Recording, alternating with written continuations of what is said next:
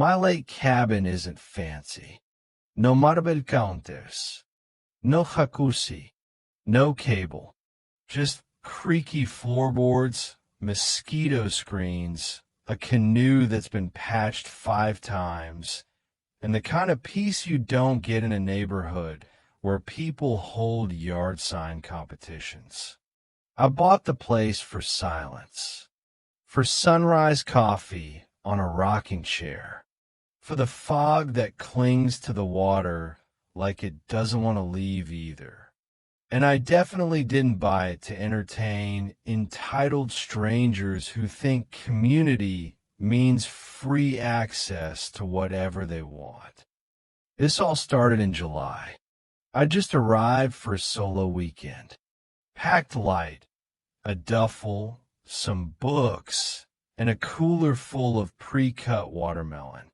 As I turned down the gravel drive, I noticed something new: an SUV parked half off the main road, right at the entrance to my property. I stopped. There was a woman leaning against it, talking loudly on the phone. Blonde bob, white caprice, clipboard, the holy trinity of HOA energy. I stepped out. She looked up like I was interrupting.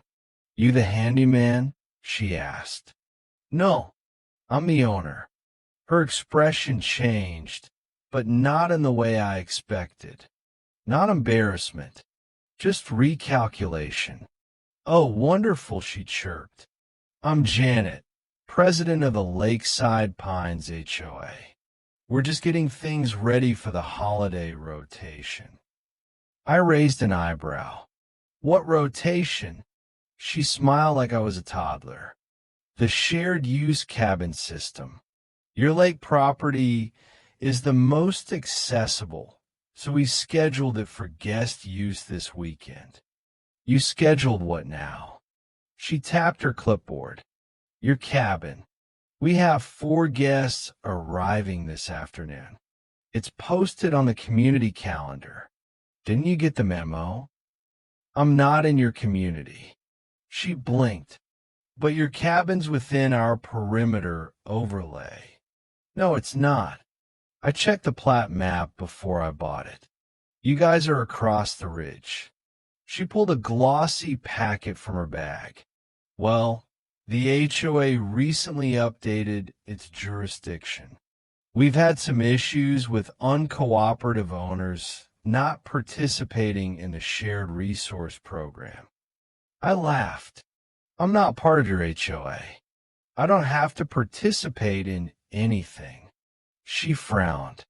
"It's not just about rules. It's about harmony, fairness. You have a prime lot. It's my lot." She looked around. "I suppose you could still use the cabin during the week. We just ask that weekends be available for rotating members." That's when I knew this wasn't just a misunderstanding. It was a land grab. Polite, passive-aggressive, clipboard-wielding colonialism. And it wasn't going to fly. I thanked her, walked back to my truck, and drove down the path without another word. That evening, I watched the lake turn to gold while birds sang in the reeds. Peace. Until 6:45 p.m. That's when the first car showed up. For people. Matching shirts. One carried a portable speaker. They walked right up like they belonged there. I stepped onto the porch. "Hey, this is private property." One of them, a man with a goatee, held up his phone. "Says here this is the guest rotation cabin. Janet told us we'd have keys waiting. There are no keys.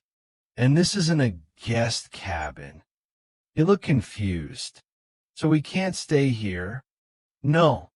They left, muttering. At 8:15 p.m., Janet came back. This time, she brought reinforcements. Another board member and 2 people who introduced themselves as community liaisons. "We've had complaints," she said. "I've got footage," I replied. "Uninvited people showing up on private land." She waved it off. "This could be resolved amicably. Just hand over the spare keys so we can honor the schedule. You'll still have 3 weeks out of the month." I stepped down from the porch. "You have 10 seconds to leave before I call the sheriff." "You wouldn't." 8. They backed off, but not quietly. That night, someone taped a flyer to my cabin door. "Notice, non-compliant occupant, subject to fines and community mediation." In Comic Sans. The next morning, I drove into town and visited the county assessor's office. Had them print every recorded boundary, every zoning overlay, every HOA map. Then I dropped off a copy at Janet's house. Attached to it was a note.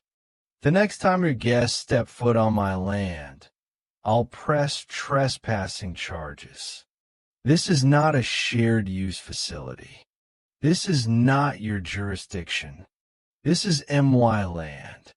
The owner, not the handyman." She didn't respond, but her HOA did. They issued a formal notice of neighbor uncooperativeness and circulated a survey asking if I should be voted into compliance. I laminated that and hung it in the outhouse as reading material. Then I called my lawyer. Turns out, HOA harassment outside of jurisdiction, especially if it includes attempts to seize use of private property, can carry weighty consequences. He sent them a cease and desist with a very clear summary of trespassing law and misuse of community influence. 3 days later, I got an anonymous apology note. 4 days later, the HOA's legal counsel stepped down. A week later, Janet resigned to pursue other projects. And 2 weeks after that, a new board was voted in, with a fresh rule: no extension of HOA jurisdiction beyond its original borders. Ever again. The cabin? It's quieter now. The only guests it hosts are squirrels and the occasional friend who brings their own firewood. I don't need much. Just space. Just respect.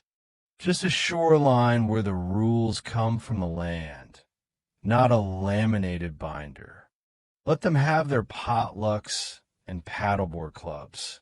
How about my lake? And it's locked. Forever.